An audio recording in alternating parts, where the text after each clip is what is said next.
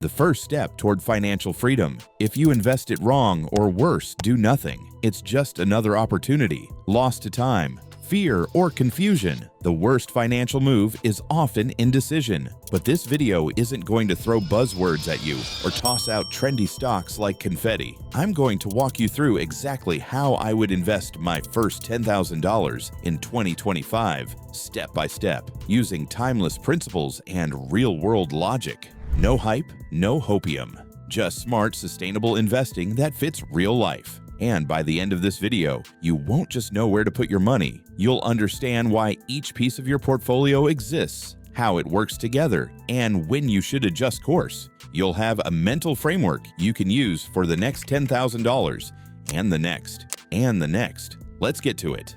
Part 1. Mindset before money. Before we ever talk about what assets to buy, let's start where every great investor begins. The mindset. You don't need to become a stock market genius. You don't need a finance degree, but you do need the right frame of mind. And here it is. Think like an owner, not a gambler. Think in decades, not days. Most people fail at investing not because their picks are bad, but because their psychology is. They try to time the market. They panic when prices drop, or they chase shiny short-term wins. But real wealth is built differently. It's built by holding great assets over long periods. It's built by using discipline as your advantage, not guessing, not gambling. So before your first dollar leaves your bank account, let's define one thing. What is the goal of this $10,000? If your goal is just to make quick money, you're probably going to fall into the same trap that millions of people do, buying meme stocks or altcoins every time your group chat pings you. But if your goal is to build wealth that's resilient, you need to structure this $10,000 like a well-diversified machine. We're going to split it into clear parts, each with its own purpose. Think of your portfolio like a team. Every player can't be a star striker. You need defenders. You need depth. You build for consistency,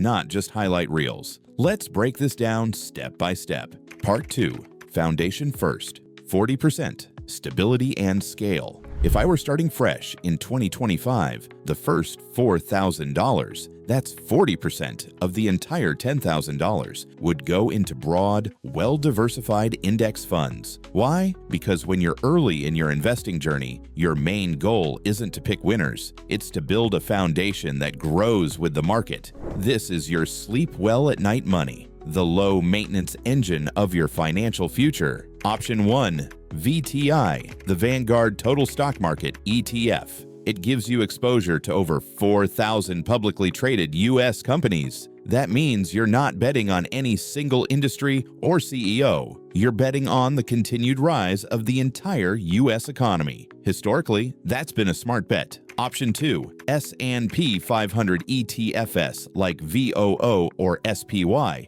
These track the 500 largest companies in the U.S. Think Apple, Microsoft, Amazon, and hundreds of other powerhouses. This fund automatically adjusts, kicking out underperformers and adding stronger ones, so you don't have to. Both of these options are low-fee, highly liquid, and have decades of proven returns, averaging around 8 to 10% annually, reinvested with dividends. This is where wealth quietly compounds in the background of your life. If you take nothing else from this video, take this. Owning the market beats trying to beat the market. Part 3. Value and defense. 20%. Reducing risk while keeping growth. Next, I'd move $2,000, that's 20%, into value-focused or dividend-paying ETFs that bring income and stability to the portfolio. This is the quieter, more conservative crew in your lineup. They're not flashy, but they're consistent. Funds like SCHD, Schwab US, Dividend Equity ETF or VYM,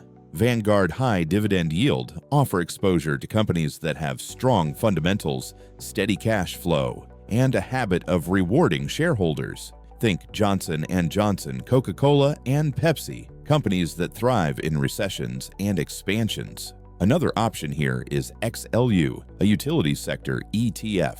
Utilities are essential no matter the economy. People don't stop paying electric bills during recessions. This makes XLU one of the lowest volatility ETFs on the market. This part of your investment won't grow as fast in bull markets, but it also won't crash as hard in bear markets. And that's critical, because in investing, avoiding big losses is equally, if not more important, than chasing big wins. Remember, when you lose 50%, you need 100% just to get back to where you were. This 20% exists. Still with me? Here's where our $10,000 really starts to grow.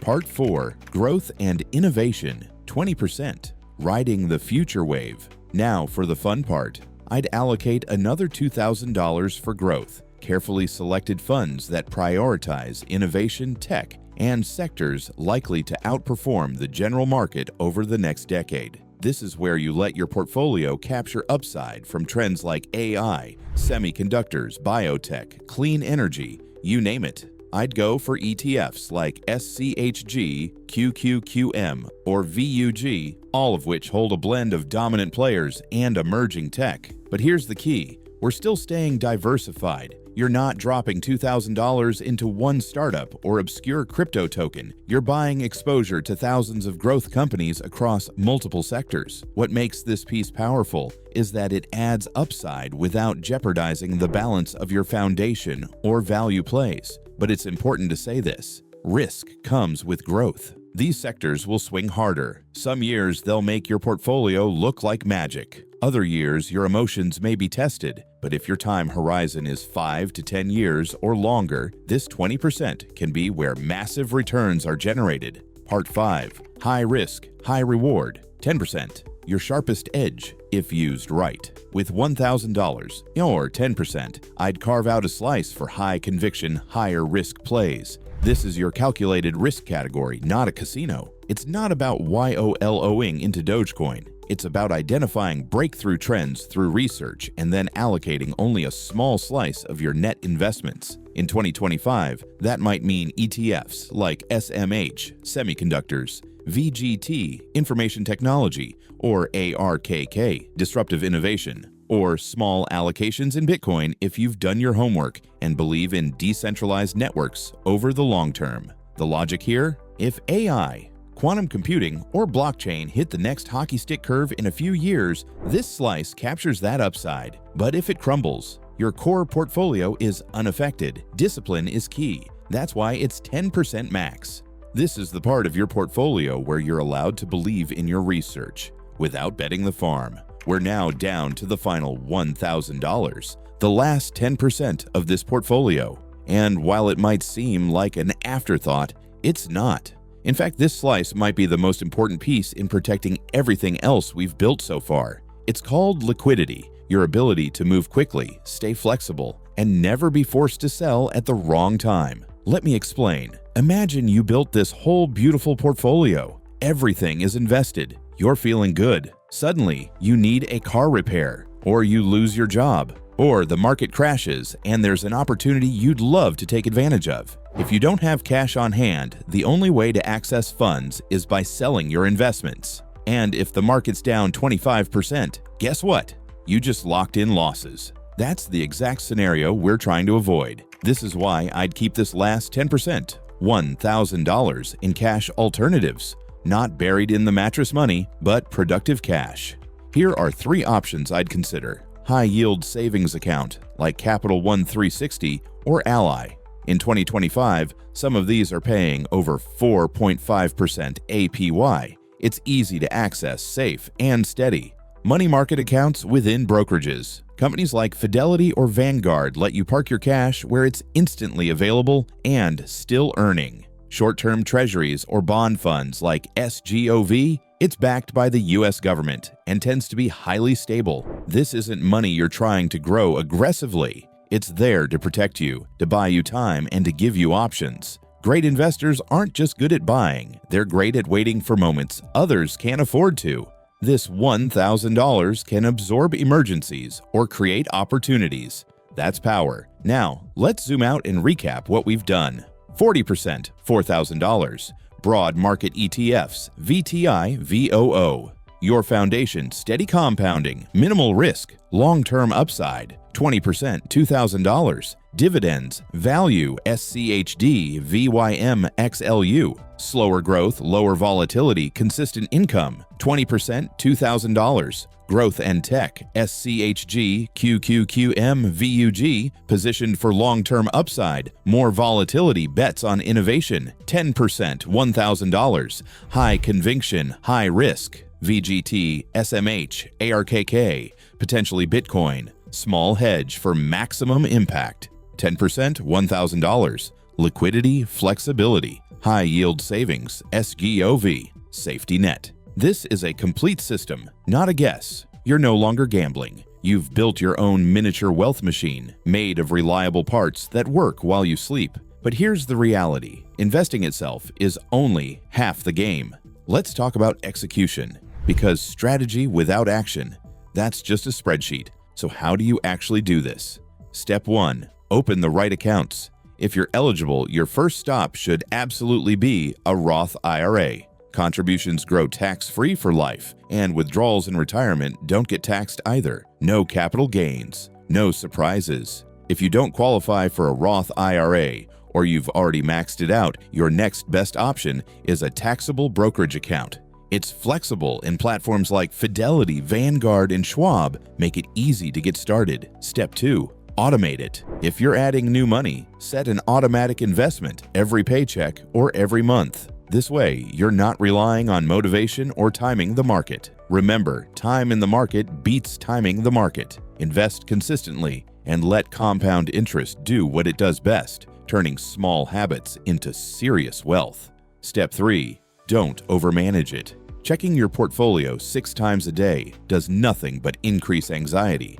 As I like to say, your investments aren't a TikTok feed. They're a tree. Plant it and let it grow. Water it with regular contributions, sure, but don't dig it up every few weeks to check the roots. Now, before we wrap, let's cover something that's rarely talked about in beginner investing videos.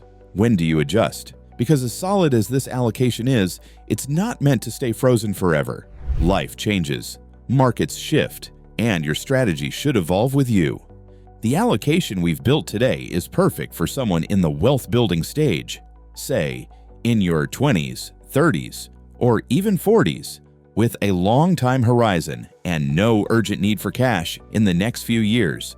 But as your goals shift, maybe you want to buy a home, start a family, or prepare for retirement, your portfolio should reflect that. You may want to reduce that high-risk 10% and fold it into safer assets, or increase your cash reserve from 10% to 20% if you're nearing a big purchase.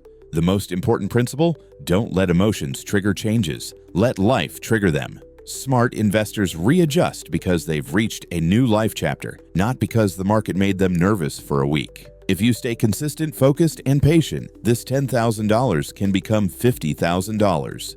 $100,000, even $500,000 over time. That's not some inspirational fluff.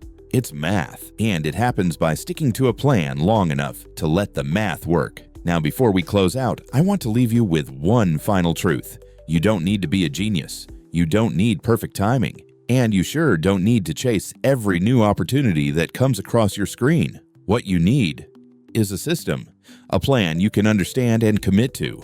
Not just for the next few months, but for the next few decades. You've just built that system today. You know how to diversify. You know how to protect your downside. You know how and when each asset class fits together. And most importantly, you understand why. That is more powerful than any hot stock pick you'll ever find on a YouTube comment section. So if you found this valuable, here's what I want you to do. Bookmark this video. Whenever you feel overwhelmed, come back to it. If you're ready to take the next step in your investing knowledge, watch the next video on how to optimize your monthly contributions with dollar cost averaging and tax efficiency. And drop a comment. What's your current portfolio look like? I'd love to give some feedback or feature it in an upcoming video. Investing isn't meant to be complicated, it's meant to be consistent. So keep it simple, play the long game, and remember, your first $10,000 isn't just a portfolio, it's the start of something way bigger. And as long as you stay in the game, it only gets better from here.